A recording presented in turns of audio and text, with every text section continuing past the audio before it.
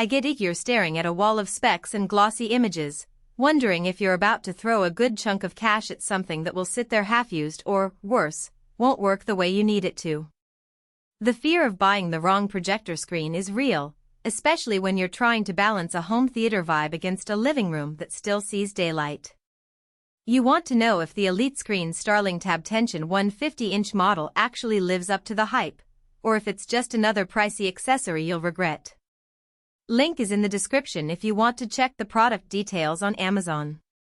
First off, the biggest question most people have is whether a 150-inch ALR, ambient light rejecting, screen is worth the investment for a typical family room. The Starling uses Elite's proprietary CineGrey 5D material, which is designed to bounce ambient light back toward its source while preserving deep blacks for a proper cinema feel. In a room with a few windows or a ceiling light that can't be fully blacked out, that technology makes a noticeable difference. You'll see less washed-out color and better contrast, even when the sun is still peeking in. If you've tried a regular matte white screen and found that daytime movies look like they're filmed under a cloudy sky, this is the kind of upgrade that actually solves that problem. The motorized, tab tension design is where the Starling separates itself from a simple pull-down screen. The tubing runs behind the fabric, keeping the surface taut and flat even after repeated use. The tab tension system also makes it easier to install because the fabric is pre-stretched, so you don't end up with ripples that would otherwise ruin a sharp 4K image. The motor is electric and comes with both IR and RF remotes, meaning you can lower the screen from your couch without needing a lineopsight to the unit. In practice, I've seen the screen go from fully hidden to full size in about 2 seconds, fast enough that you won't miss a beat during a movie night or a gaming session. Now, let's talk about who actually benefits from those features. If you already own a high-end projector, 4K, HDR, 3000 lumens or more, and you spend a decent amount of time watching movies, streaming series, or playing console games in a dedicated space, the Starling is a logical next step. The extra size 150 inches diagonal translates to a 130 by 74 inch picture, fills a wall nicely and gives that immersive feel you get in a theater. The ALR coating shines when you're not able to fully black out the room, like a basement with a small window or a living room with a ceiling fan light.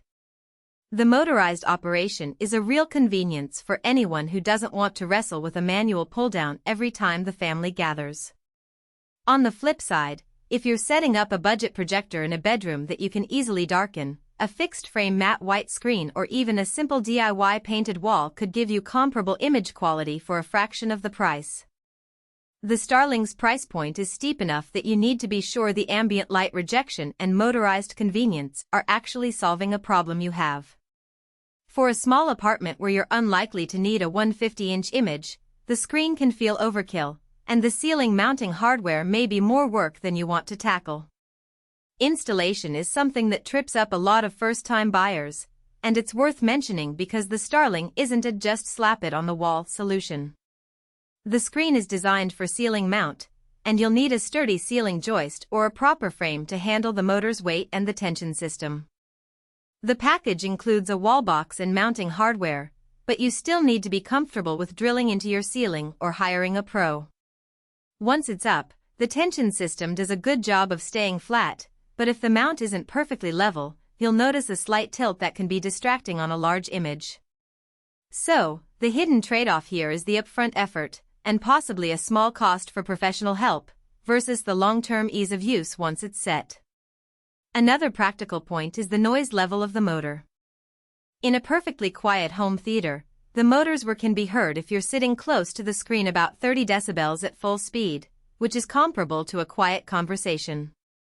It's not a deal-breaker, but if you plan on using the screen for critical audiovisual work where every whisper matters, you might want to let the motor run a few seconds before the action starts and then pause it at the bottom of the drop. The RF remote also offers a decent range, letting you control the screen from across the room without pointing directly at it, which is handy when the TV or console is on the opposite side. Durability-wise, Elite Screens backs the Starling with a 2-year to 3-year manufacturer's warranty, which is a solid reassurance given the mechanical parts involved. The fabric.